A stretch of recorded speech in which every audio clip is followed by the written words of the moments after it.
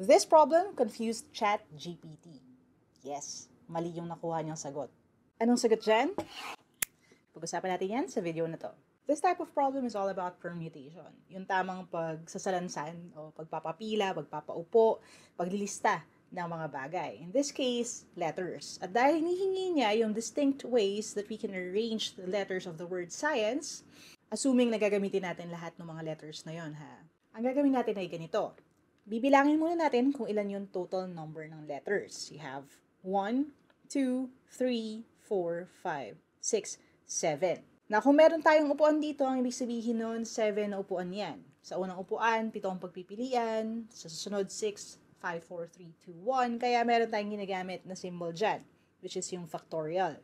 Kung unique lahat ng letters niyan, ibig sabihin walang magkapareho, ang sagot lang ay 7 factorial or 7 times 6 times 5 times 4 times 3 times 2 times 1.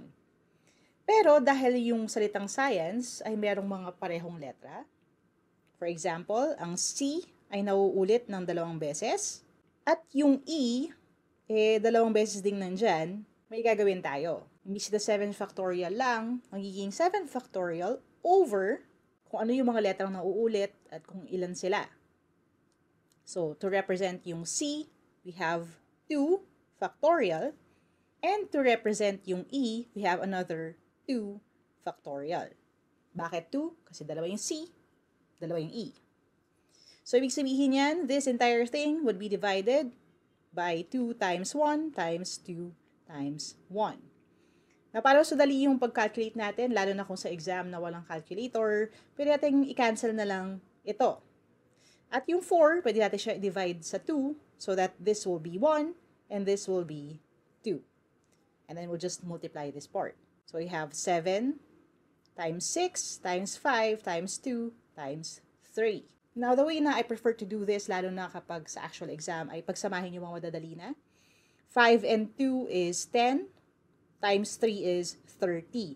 So pareho lang yan sa 7 times 6 times 30. 7 times 6 is 42. So, pareho lang siya sa 42 times 30. At dahil yung 42 times 3 ay madali lang, that is 126.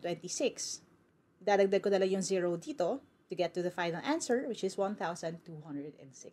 So, how many ways can you arrange the word science na unique, ha? Hindi na uulit. That would be 1,260. Kung naguluhan na nabitin, we have a full video lesson on YouTube. You can look for that right now. And of course, don't forget to follow me for more.